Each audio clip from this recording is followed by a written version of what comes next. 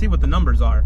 I'm in hopes that you know, we're close to the 300 mark, you know, but at least, you know, shoot, now that I've seen another guy which is on 93 and you know, he's at 275, right, kind of the same mark they said.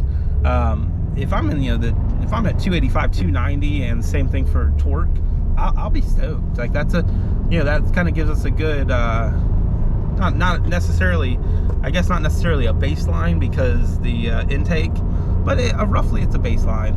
And then working on getting the turbo back exhaust next. So and that'll come again before the end of the year. We will have the turbo back exhaust. I believe I'm going to buy it as a set. I've been talking with ETS, working out kind of a deal. So I think I'll probably buy it as a turbo back set. It is a lot of money, so even with, you know, any discount, but I'll probably buy it as a set. If I don't buy it as a set, I will just buy rather than buying a catback, I will just buy the J-pipe. But I'd like to go ahead and get the whole turbo back. Basically what I'm planning on doing is getting the ETS J-pipe, the ETS resonated mid-pipe, and then the ETS muffled exhaust. So the total, it's, you know, catback.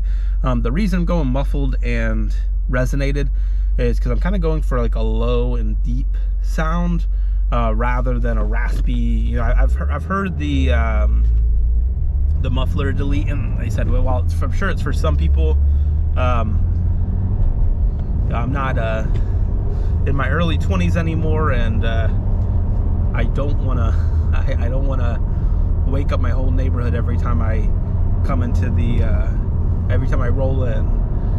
So yeah, I kind of would like something a little bit more conservative, but something that sounds, you know, better than stock, because stock sounds really good at idle, and there's certain parts of the rev range where it doesn't sound bad per se. I think the WRX is definitely louder than other than a lot of stock cars, but in the same, it doesn't have a really like a refined sound that I want. So I'm hoping to get that with that exhaust. There really isn't hardly anybody with J-pipe videos because, you know, one, they're back ordered, and two, everybody goes to like an axle back or a cat back first because they want that sound. And you might get 5 or 10, same thing as an intake. You might get 5 or 10 wheel horsepower from a catback. I know there is some type of power gain. I know some people say, oh, there isn't any, but I've seen where people's their boost increases when they get the catback. That there's that their car starts naturally producing more boost because there's more airflow. So I know there's some type of power gain there, but I know the majority of the power gain is going to be from the J-pipe, and they have listed a couple times. Prime Motoring, you know, they really dialed theirs in. They hit 340, 380 on E30. I think that's pretty amazing. Almost 400 wheel torque, and I'd like to get close to those numbers. You know, it doesn't have to be exact. Every dyno is going to read a little bit different. But within, you know, like within 10, if I could get 330, 370, or even, you know, 350, 390, something in that range, I think that'd be, you know, we're not really shooting for a crazy number, but something fun like that. The car is already a blast. That doesn't sound as good as my Mazda Speed, no, not yet.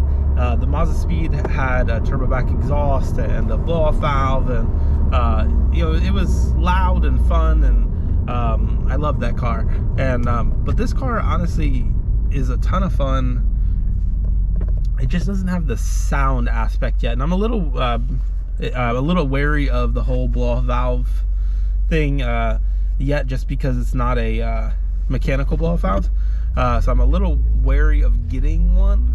I know that there's kind of the partial blow-off valves, but So I've been a little wary of upgrading that. I don't really want to mess with it just yet.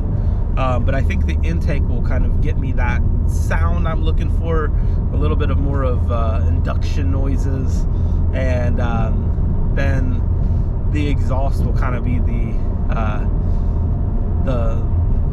finalization of that sound, getting everything fine-tuned, and like I said, hopefully make some nice power. My wife wasn't on board at first, but she's on board, so it just took a little bit of little convincing. She doesn't, you know, her main thing is she didn't want to ride in a loud car. But again, I was like, we take her car, she's got a Forester Wilderness. I was like, we take her car pretty much everywhere. I really only drive my car by myself, essentially. So I drive my car to work, and, you know, occasionally if I'm cruising on the weekends, we might take my car here and there, but for the most part, we just drive the Forester. We don't really drive my car too much, so I've kind of, you know, like I said, I've kept relatively low miles on it. I don't even have 3,000 miles on the car yet. But yeah, I'm excited to see. I know it's kind of been a long video, but I'm excited to see, you know, the future of this car. I know there's a lot of other people excited out there, and if there's anything you guys want to see, let me know. Again, the only thing I'm really not trying to do is a 0 to 60 run, just because I really don't want to. Not really trying to abuse the transmission, but other than that, you know, if there's any types of polls you guys want to see, let me know. I'm more than happy to make some stuff happen. And you know, if you have any video ideas, you know, let me know about that as well. But I'm gonna go ahead and sign off. Hope you guys have a great weekend if you're watching this on the weekend, and you know, I'll see you later.